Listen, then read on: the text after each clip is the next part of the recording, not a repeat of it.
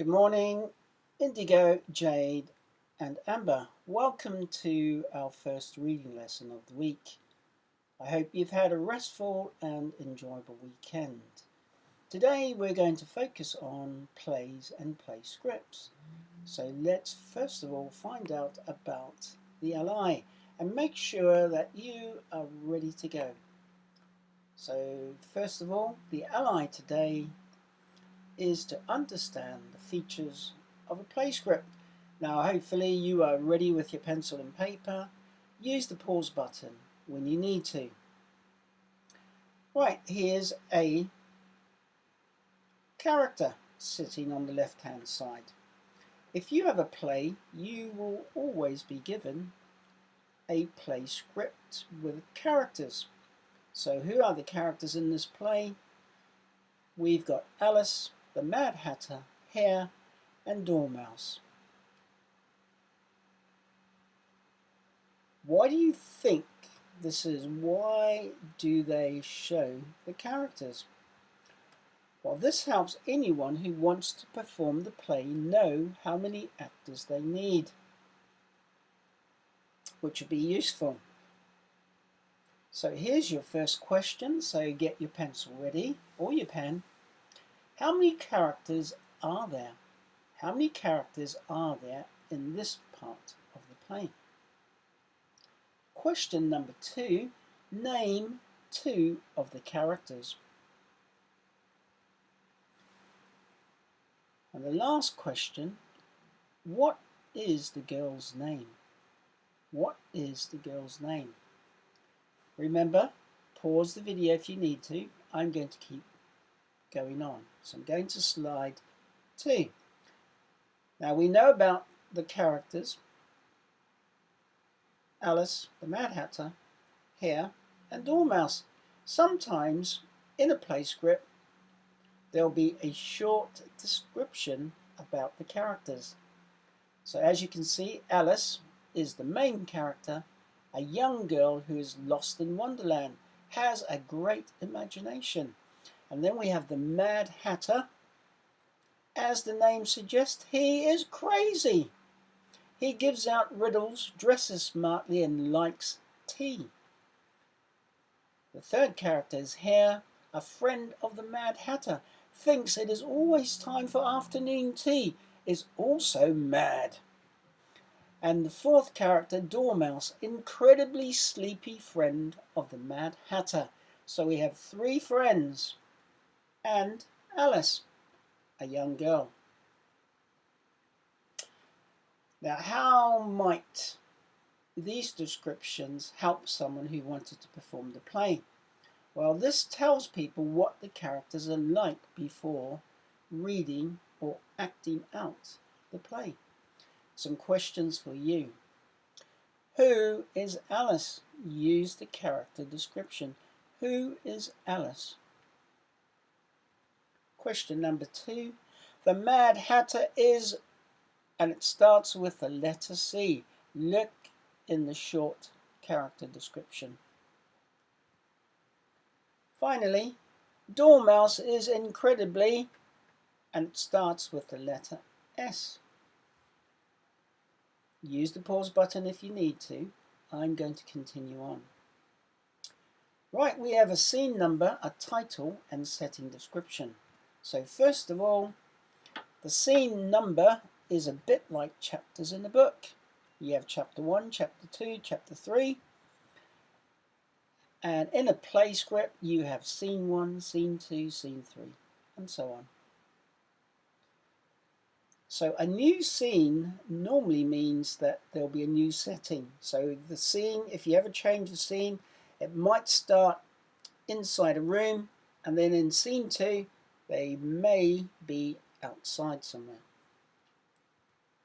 What else do you need to know? Just after the scene number and title is a short description of the setting. This tells you what the stage looks like. So you've got the scene number, and then you've got the title, A Mad Tea Party. The title's the same as in a new chapter. It gives you a title at the beginning of each chapter. And then we have the setting. Well, where are the characters? The Mad Hatter, Dormouse and Hare are sitting at a table having afternoon tea. So that helps the audience to understand what to expect when, audience and actors I should say, when these characters are in scene 7. And this happens at the beginning. So here's a question. What is the scene number of the play? Number 2, where are the characters sitting? Where are the characters sitting? Once again, I'm going to continue. Use the pause button if you need to. Oh my dear, she does not look very happy. So in this part of the play script, we come across a speaker name, a colon and a dialogue. So first of all, in script, the name of the character who is speaking goes on the left. So the character who's going to speak here is the Queen of Hearts. And after her name goes 2 dots, and we call them colons. So you have the character's name and then a colon. After that, you can see some green writing. Well, after the colon is the dialogue. And these are the words the actor speaks or says. So what does this Queen of Hearts say? God, get her! Off with her head! Off with her head! She's definitely not a very kind person. Off with her head? Awful. So how is this different to writing speech in a story? Do you notice there are no inverted commas? Look, I've written a sentence. Stop now! Shouted the Queen. So I put in the speech marks to show that she's talking. If you have speech in a story, you normally use speech marks. In a play, they don't use speech marks or inverted commas.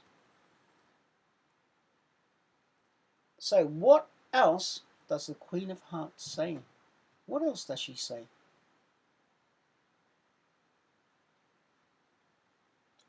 Can you write down an answer? What else does the Queen of Hearts say in this particular scene? Going to move on. Use the pause button. Right, stage directions. Well, here they are.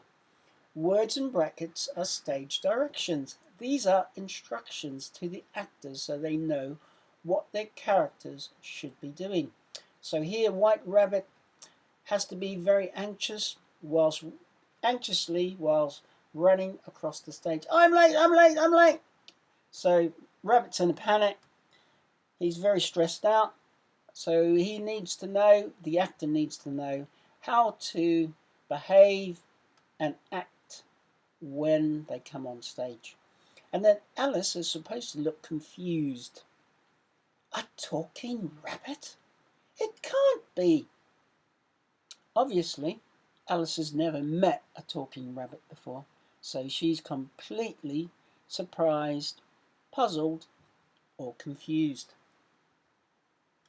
So sometimes these stage directions tell the actor how to say their words, because Alice has to act and speak like someone who's confused. She doesn't come on stage and act like someone who's really happy and joking.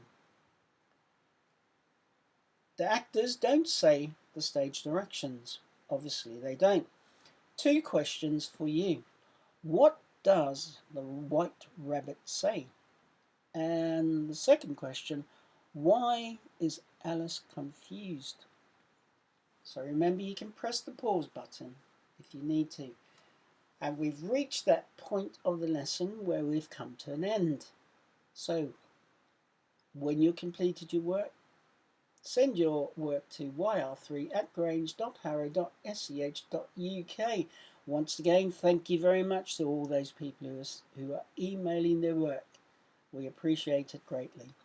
Have a wonderful day, and I look forward to seeing you shortly. Now, there is no online learning. Let me get my face out from behind there. There's no online learning tomorrow because of the virtual sports day. So have a wonderful day. Enjoy all the activity and most of all, have fun but be safe. Bye for now. Speak to you on Wednesday.